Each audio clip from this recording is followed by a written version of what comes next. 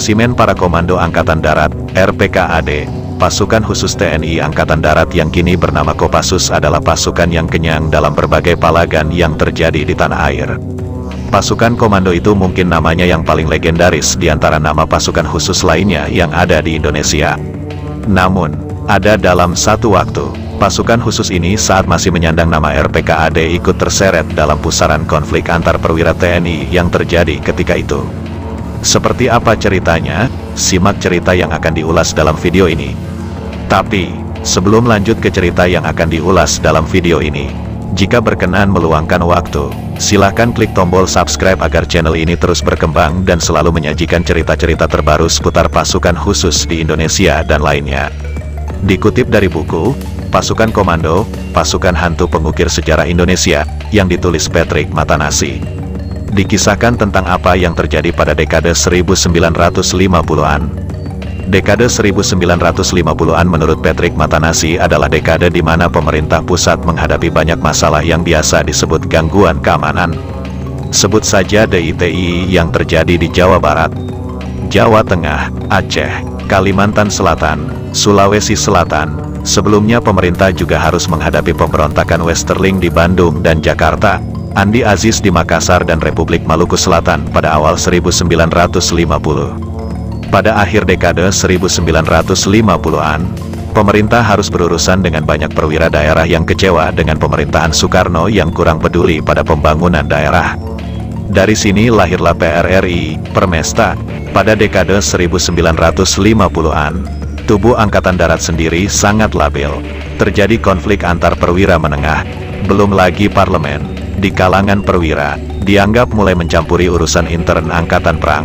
Buntutnya peristiwa tanggal 17 Oktober tahun 1952 terjadi di mana Moncong Tank mengarah ke istana. Artinya Angkatan Darat sangat kesal keadaan dan hanya pada Soekarno mereka bisa berharap perubahan. Kekisruhan di kalangan tentara tidak berhenti ketika menghangat rivalitas antara Zulkifli Lubis dengan Nasution, di mana RPKAD berhasil digalang oleh kelompok Lubis. Konflik internal AD itu terus berlanjut hingga peristiwa PRRI, Permesta.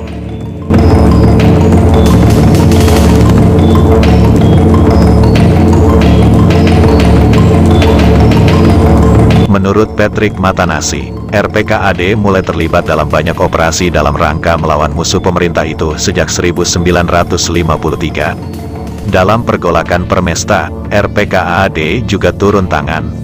Perlawanan Permesta juga melibatkan beberapa anggota RPKAD yang berpihak pada Permesta. Ini bukan masalah pengkhianatan seperti yang banyak menjadi opini. PRRI, Permesta adalah tindakan protes atas kebijakan pemerintahan Soekarno yang dekaden.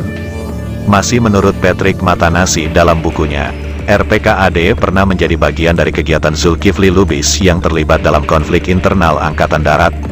Mayor Jaelani yang menggantikan Ijon Janbi sebagai komandan RPKAD melibatkan diri dalam konflik internal itu. Tidak hanya sang komandan, para bawahan juga ikut terlibat. Mereka beberapa kali melakukan briefing.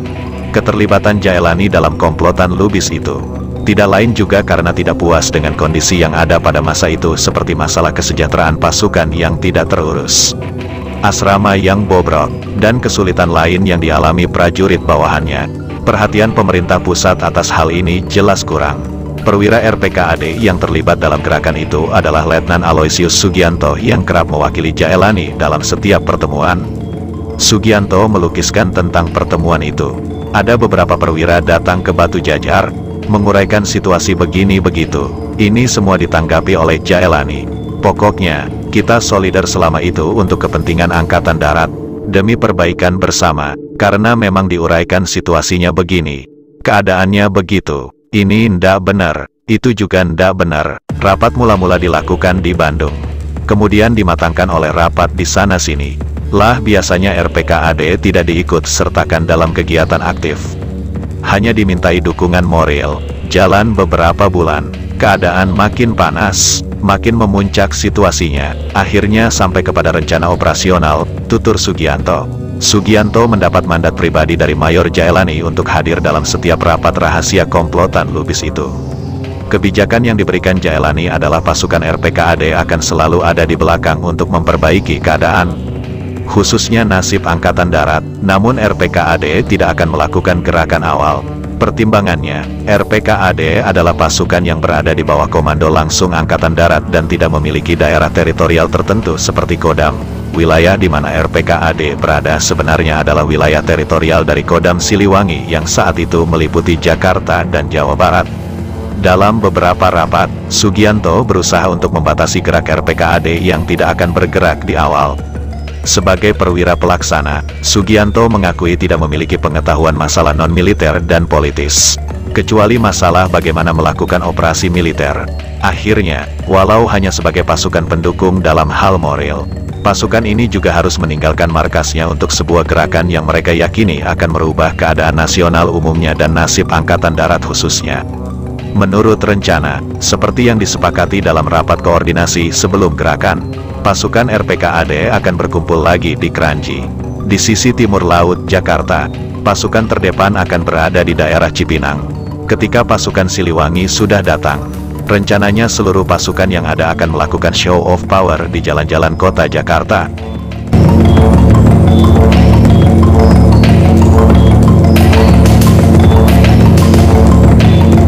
Tanggal 15 November siang, Sugianto diam-diam meninggalkan asrama RPKAD di Batu Jajar.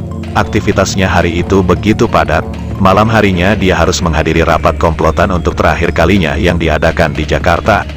Setelah disepakati gerakan dimulai pukul 3:30 dini hari, Sugianto langsung menghubungi kawannya yang ada di Bandung lalu meneruskannya pada kawan-kawan di Batu Jajar.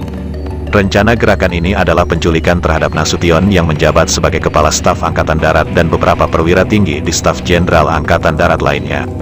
Diharapkan oleh gerakan adalah, keributan itu akan memancing kepala negara bereaksi dengan membubarkan anggota parlemen yang telah mengobrak-abrik Angkatan Darat.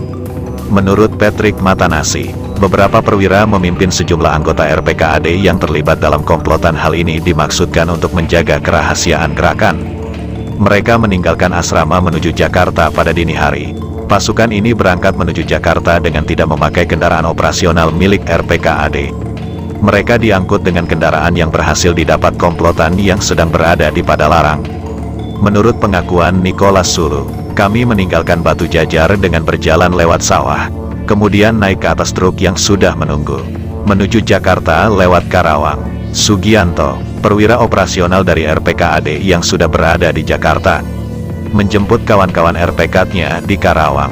Setelah bergabung dengan pasukan RPKAD tadi, mereka langsung ke Jakarta. Sebelumnya mereka menunggu terlebih dahulu pasukan Siliwangi di sekitar Kranji, tempat yang sudah disepakati sebelumnya.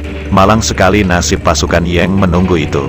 Pasukan lain dari Siliwangi, yang mereka tunggu itu tidak muncul sampai siang bolong.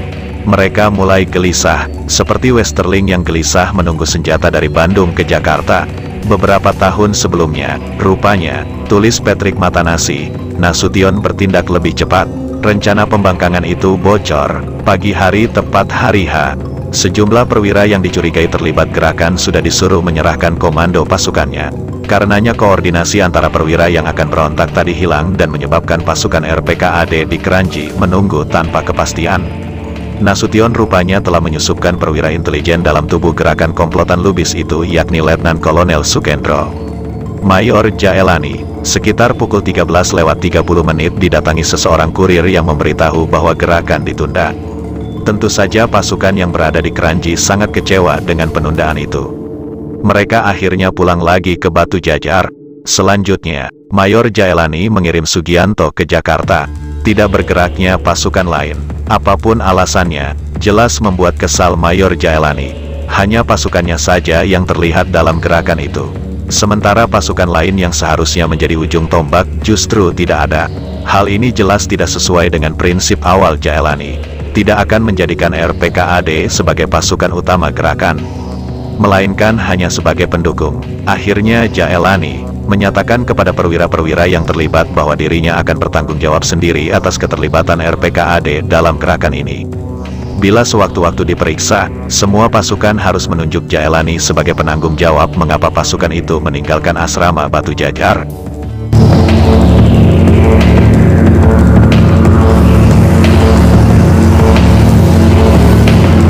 Setelah peristiwa itu, Banyak orang luar yang menyatakan bahwa RPKAD berniat menduduki Jakarta di hari naas tanggal 17 November tahun 1956 itu.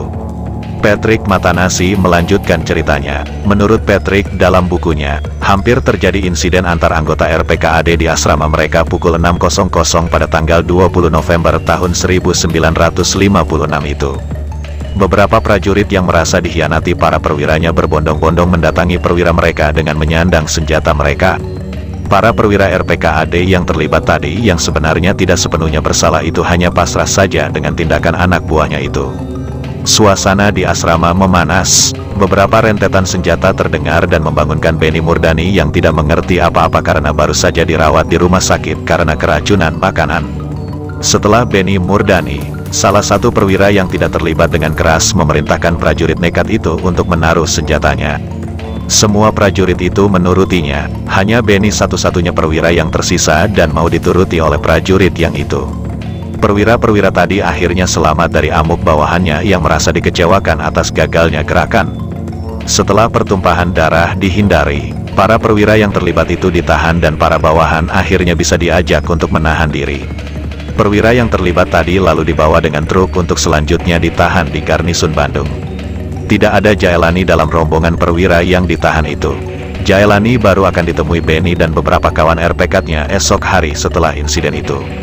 Benny menyarankan kepada komandan agar tidak ke asrama Batu Jajar dulu setelah insiden itu dan Benny siap menjamin keamanannya. Kepada Benny dan kawan-kawan, Jaelani pasrah dan menyerahkan pistolnya sebagai tanda pertanggungjawabannya pada pasukan. Setelah kejadian itu, beberapa perwira RPKAD yang terlibat dalam peristiwa keranji itu ditindak secara militer. Mereka dimasukkan ke tahanan militer. Sugianto adalah perwira RPKAD yang pertama kali ditindak karena dia paling aktif dibanding perwira RPKAD lainnya dalam komplotan Lubis itu. Mereka hanya dijatuhkan hukuman disiplin dan tidak disidangkan di pengadilan militer. Sekitar 8 orang perwira tadi kemudian mundur dari dinas militer. Hanya Sugianto saja yang diampuni kendati dia paling aktif karena dia masih muda dan masih bisa dibina oleh Angkatan Darat dengan tidak berdinas di RPKAD dan menjadi ajudan Kolonel Sudirman di Komando Pendidikan dan Latihan. Cerita lainnya, tulis Patrick Matanasi, ketika Permesta meletus di Sulawesi Utara, saat itu Nicholas Sulu dan 21 orang rekan RPK-nya yang sedang cuti panjang. Mereka tidak bisa kembali ke Jawa. Dalam formasi tentara Permesta, pasukan RPKAD itu dijadikan tulang punggung WK3 di Tomohon.